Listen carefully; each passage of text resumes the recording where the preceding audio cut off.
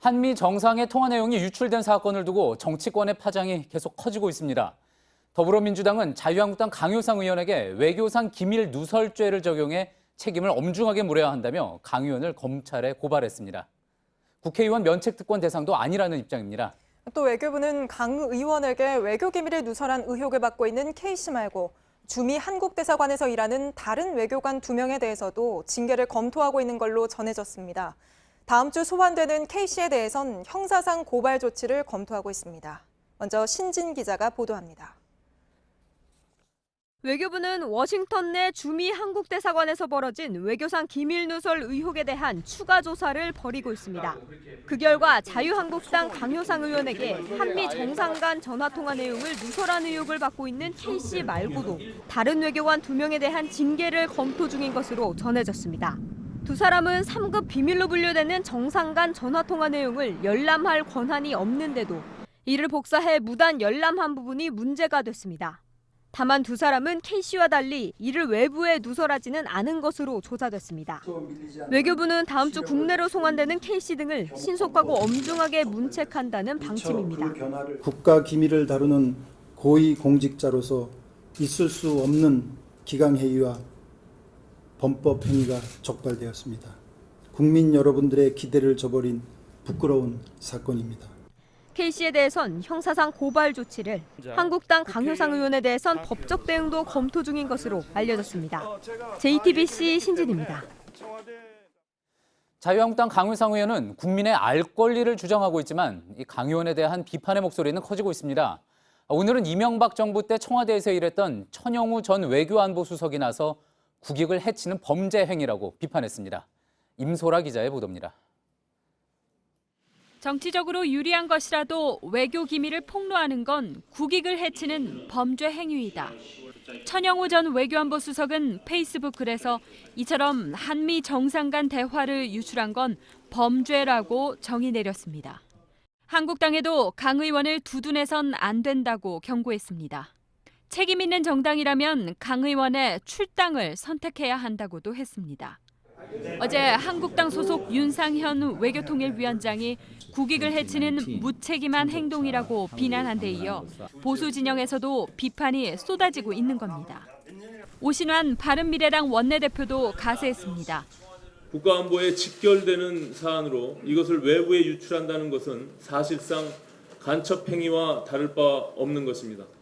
더불어민주당은 오늘 서울중앙지검에 강 의원을 고발하는 등 강경 대응에 나섰습니다.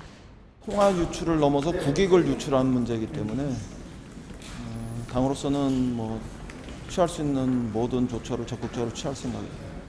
민주당은 강 의원의 행동이 면책특권의 대상이 될 수 없다는 입장입니다.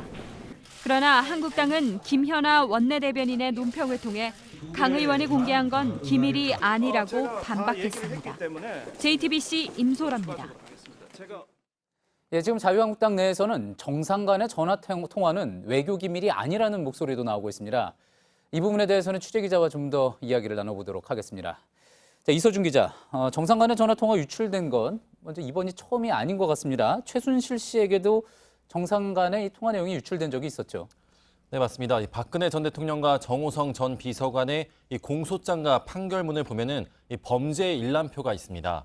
이 범죄 일람표에는 최순실 씨에게 유출된 이 청와대 문건들이 쭉 나열이 돼 있는데요. 거기에는 일본 총리, 중국 국가주석, 유엔 사무총장과 이 박근혜 전 대통령이 통화한 자료 등이 있습니다. 검찰이 이 정상 간의 통화 자료는 외교 기밀이라고 보고 이 범죄 일람표에 포함을 시킨 겁니다. 예, 그러니까 외교 기밀이기 때문에 그것이 유출된 것은 결국 범죄가 된다. 그런 판례인 건데 어떻습니까? 외교상 기밀로 볼 수 없는 기준도 법원 판례로 나와 있습니까? 네, 법원 판례로 보면은 이미 외신에 보도가 되는 등 널리 알려진 사실이라면 외교상 기밀로 볼 수 없다고 하고 있습니다. 또 비밀을 유지하는 게 오히려 외교 정책상 국가 이익이 안 될 경우도 이 외교상 기밀이 아니라고 판단을 하고 있습니다. 궁극적으로는 이 법원이 판단해야겠지만 이 비핵화 등 민감한 국면을 감안하면은 이 강효상 의원이 공개한 내용을 외교상 기밀로 봐야 한다는 의견이 우세해 보입니다. 예, 이 부분도 최순실 씨 사례로 한번 좀 짚어볼 필요가 있을 것 같습니다. 박 전 대통령의 순방, 해외 순방 일정표도 최순실 씨에게 유출이 공개가 된 적이 있었죠. 네, 맞습니다. 역시 범죄 일람표에 나와 있는데요. 서유럽 순방 일정표, 또 중동 국가 순방 일정표, 미국과 캐나다 순방 일정표 등이 유출이 됐고 모두 공무상 기밀로 인정이 됐습니다. 국가 정상의 동선과 일정은 이 중대한 국가 기밀이기 때문에 검찰과 또 법원에서도 모두 인정이 된 겁니다. 예. 강 의원이 밝힌 트럼프 대통령 방한 일정 역시 마찬가지로 볼 수 있어 보입니다. 예. 그런데 이런 질문이 또 나올 수 있습니다. 국회의원은 이제 면책 특권이지 않습니까? 그렇기 때문에 지금 고소고발 이야기가 나오고 있기는 하지만 강효상 의원이 면책 대상이 될 것이다 하는 이야기도 나오는데요. 어떻습니까? 네, 헌법 45조를 보면은 직무상 행한 발언과 표결에 관하여 국회 밖에서 국회의원은 책임을 지지 않는다고 하고 있습니다. 일단은 이 강 의원의 주장을 먼저 들어보시겠습니다. 예. 이 정부를 견제하기 위한 야당 의원의 의정 활동의 주요 사안이다라는 말씀을 분명히 드립니다. 네, 그러니까 국회의원의 직무상 발언이었다는 이런 얘기입니다. 그런데 홍익표 더불어민주당 의원은 오늘 한 라디오에 출연해서 국회 회의장에서 한 발언이 아니어서 면책 대상이 아니다 이런 주장을 했습니다. 들어보시죠. 예. 의회 내에서 상임이나 본회의장에서의 발언에 대해서 면책특권을 부여받는 것이지 이것을 그 면책특권상 이 내용은 보호받을 수 없는 내용입니다. 예. 그러니까 강 의원의 발언이 상임이나 본회의장에서 이뤄진 게 아니었다 그런 이야기군요. 그리고 이제 강 의원이 이 내용을 보도 자료를 본인의 이제 소셜 네트워크 페이스북에도 올리지 않았습니까? 이 부분 어떻게 됩니까? 네, 한미 정상 간 통화 내용을 기자회견을 통해 공개한 그 당일에 페이스북에도 이 보도 자료를 올렸습니다. 네, 조홍천 민주당 의원이 김장겸 전 MBC 사장 관련 허위 사실을 페이스북에 올린 데 대한 손해배상 소송에서 법원은 이 페이스북 게시는 면책특권 대상이 아니라고 판단을 했습니다. 결국 페이스북에 올린 부분은 면책특권 대상이 되기는 어려워 보입니다. 예, 잘 들었습니다. 정치부 이서준 기자였습니다.